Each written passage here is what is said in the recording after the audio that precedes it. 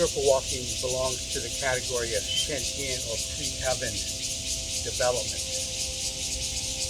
It's more of a foundational understanding of the philosophical idea of Baguazhang. The straight line is considered post-heaven. So the post-heaven, the straight line Bagua, adapts a lot of its understanding of movement through development or cultivation of the circle walk.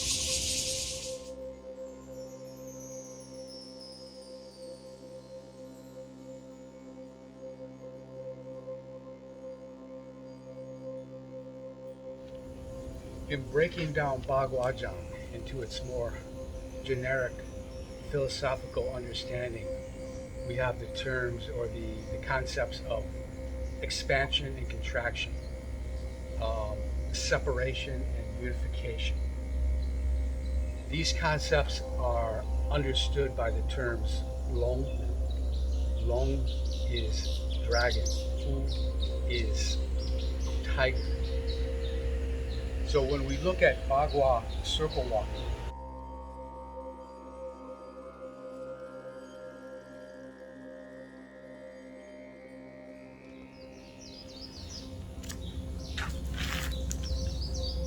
so this term Longhu actually relates to this kind of co-bi-stepping practice.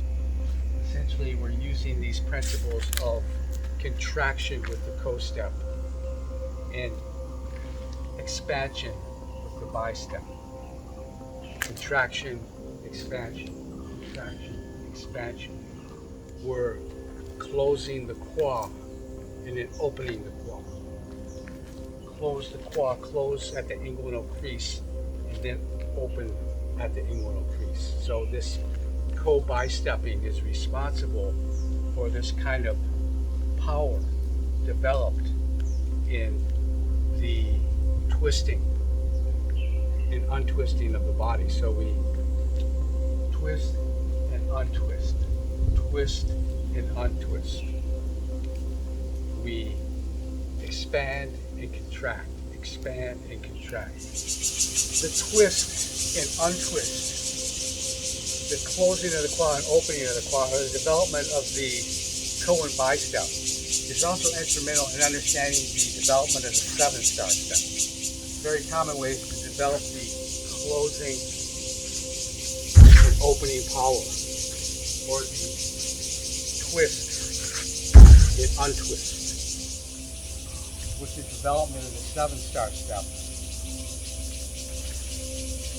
You're essentially working this transverse axis, and part of the power of most any martial artist in developing waist power. How do you develop waist power? The muscular skeletal pathway has to be refined, and we do that by practicing the co and the bi-step. In that way, it will start to develop and create a very strong waist power, which generally speaking correlates to the idea of the Dai Mai.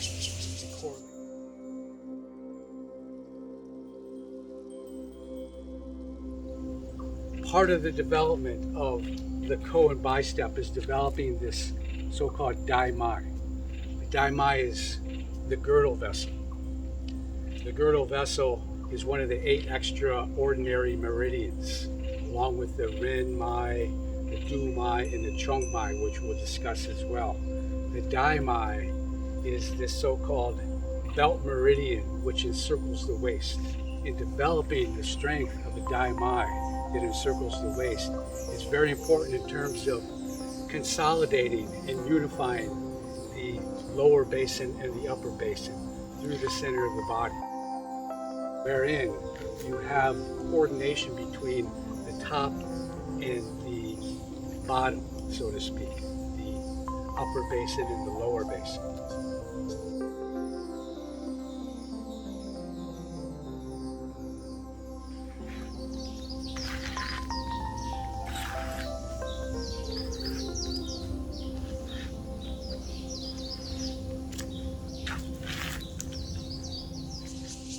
You should understand that the mudfield step is also a ko and a bi-step. It's just the type of ko and bi-step that we're using is that the foot, the front of the foot hits the ground first, and then it kind of slides into the heel.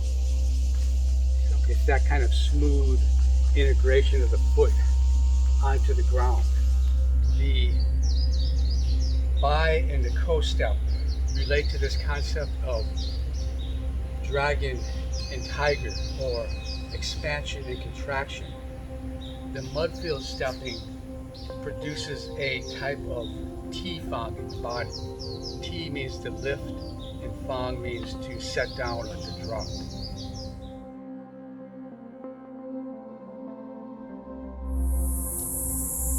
In this step, as we step up and open the cervical back gate, what I'm also doing is I'm aligning the Bai Hui point, the most yang point of the body on the very top of the head, the so-called crown point.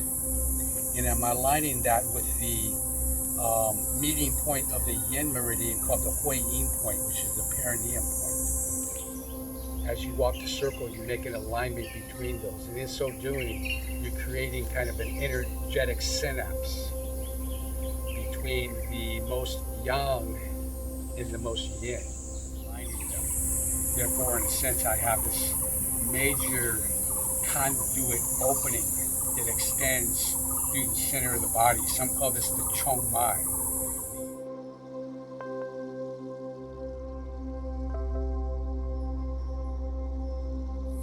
The thrusting channel that circulates between the so-called Ren Mai, which the perineum point lies on, Hui, and the Du Mai, which the Bai Hui point lies on at the top of the head.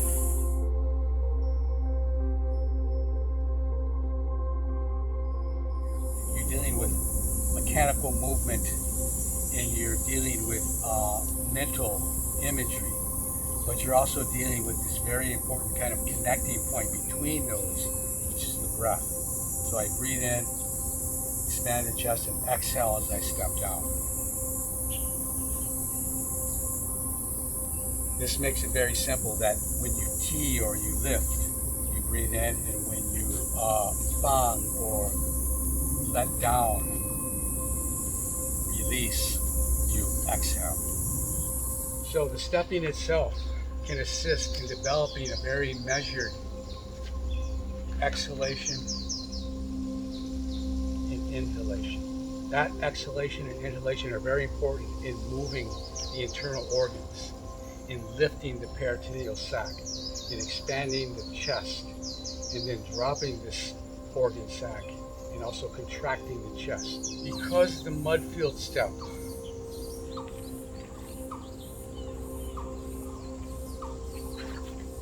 is working with this development of a longitudinal pathway, it's the pathway that we use to also develop this type of pounce.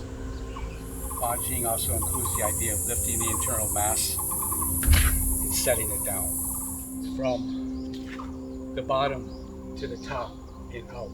The reason is because you have to first open the lumbar back gate, move the energy up the spine, and then end with opening the cervical back gate. This means each vertebrae will have kind of a domino effect and create a movement that starts from the sacrum, moves up through the lumbar, thoracic, and into the cervical pathway.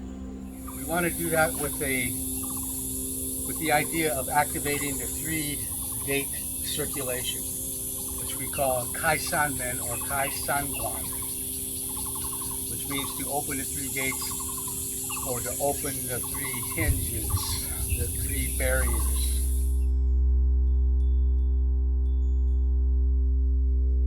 The 3 gates are the designations of the spinal column, namely the lower gate, the lumbar gate, the thoracic gate, and then the cervical gate. So as you practice the lift and the drop T-fong in the mudfield step, you're simultaneously circulating and opening and closing these gates. Right now I'm opening the lumbar gate, transiting through the thoracic gate. Now I'm opening the cervical gate. So with each step, you're essentially creating a spinal wave starting from the sacrum and going all the way up to the top of the head. Lift and drop the circulation of the three back gates called Kaisanmen. You have the lifting of the peritoneal sac, and you have the inhalation and the exhalation. All this is working internally inside of the body. So this kind of idea of Shen Fa Bien Hua is operating internally, but it's operating at a much more micro level.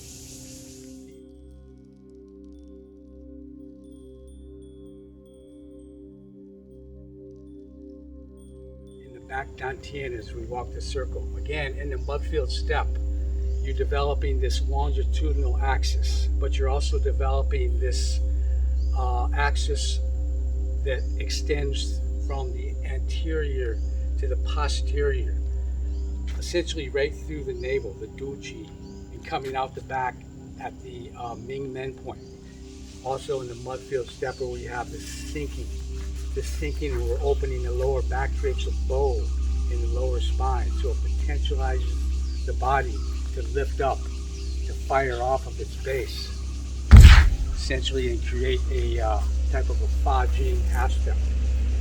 That's one use of this kind of lowering down. So as we walk the circle, we're developing this connection between the front dantian and the back dantian. There's a certain name for this. This is called dantian hu shi fa.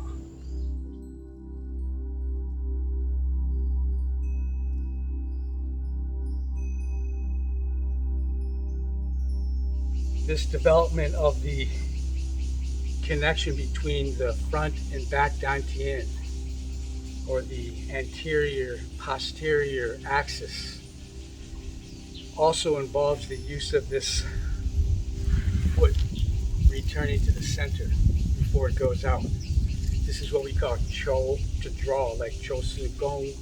We also have cho jin, which is the drawing skill.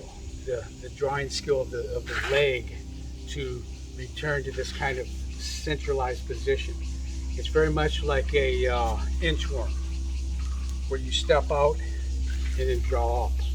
Step out and draw up. That step also coordinates with the anterior posterior dantian.